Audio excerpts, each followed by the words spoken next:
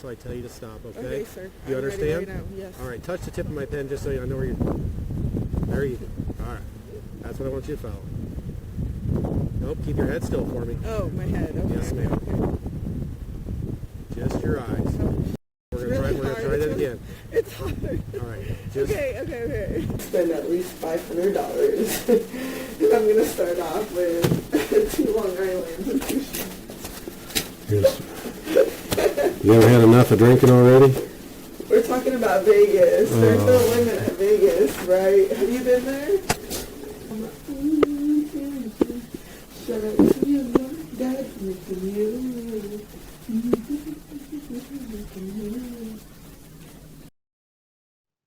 We've done several stories about folks who get pulled over and how they fail their DUIs. Many times it was cops. In this particular case, it's just a citizen.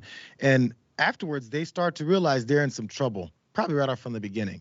Apparently, Stephanie Melgoza never got that memo, never figured out her brain never clicked over and said, you're in some deep trouble now, as she was busted now on this DUI that resulted in the deaths of 2 people. After she found that out, she was in that hospital bed dancing and singing to herself. She continued to understand what was happening as the police officer tried to get her to. Watch more. Oh, hey, you never answered me about my car. I have school tomorrow, so how do I get my car for tomorrow? Well, your car is totaled. It's what? Your car is totaled. Totaled? Totaled, wrecked. Okay, so how do I get it to your school tomorrow? You don't. So I don't go to school tomorrow is what you're telling me? No, ma'am. You want me to be honest with you?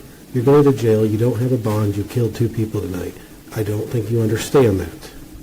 You do not have a bond. You are not getting out of jail. Your car is property of East Peoria Police Department because it's a crime scene. It killed 2 people tonight. You are clueless with that, clearly. I've already explained this to you. You're going to jail for reckless homicide tonight. You're going to jail for aggravated DUI for killing 2 people. That's what's going on. So no, you're not going to school tomorrow. You're not getting your car out of impound. It sounds pretty clear. I mean, if you're in that situation, I thought she had calmed down and was starting to penetrate, but he tried one more time because she still didn't get it. Can I have a Tuesday for my night class? Did you just hear what I just told you? You said I'm not going tomorrow. I'm talking about Tuesday. Did you hear when I said that I'm going to jail tomorrow. You're going to jail when we're down here? Yes. Did you understand what I told that you killed 2 people tonight? Yes. I'm just wondering when I can go to school. Okay, we're done. She's now been sentenced to 14 years behind bars. Here's her mugshot where again, it's one moment. Ben Mankiewicz said it years and years ago on The Young Turks. He goes, you know what? A picture doesn't say 1,000 words. It says whatever that freeze frame moment is. But I feel like after we see some of those videos and also see that picture says the same thing that we heard her saying before. I don't really know or care what is going on. Where's my car? Am I going to graduate? Which, by the way, she's not going to walk because other students point out, yo, she killed 2 people and maybe she shouldn't. Those 2 people, their names are Andrea Rosewitz and Paul Proent. They were 43 and 55 years old. There they are. They're no longer with us. This is in East Peoria, Illinois. She jumped a curb and hit them outside of a bar over there. And now, maybe by now, she's figuring it out, Jess. Does consuming alcohol change people? Yeah, I say a little bit, yeah.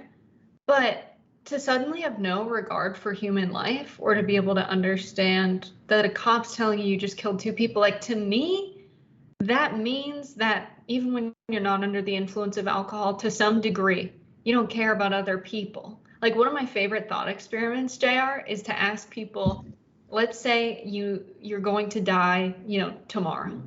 Do you want to have had all of your laundry done in your apartment cleaned so that when your family finds it, they don't have to deal with it? Or would you rather spend, your last day on earth doing it, right? Like this idea of how much do you care about the people in your life? Like to what extent are you someone who thinks about others in that regard, or are you so selfish that you're like, I'm going to take those last few years and let my family deal with this mess that I've left behind? Like some people are on this planet doing things with such reckless disregard for other people, and it's terrifying that they exist to me. I can't imagine. I wondered what percentage of people think like I do, and like, yo, I better clean this place up because who knows? No, I've thought it, and it's very morbid. I think it's maybe a human thought, but it's like I don't want.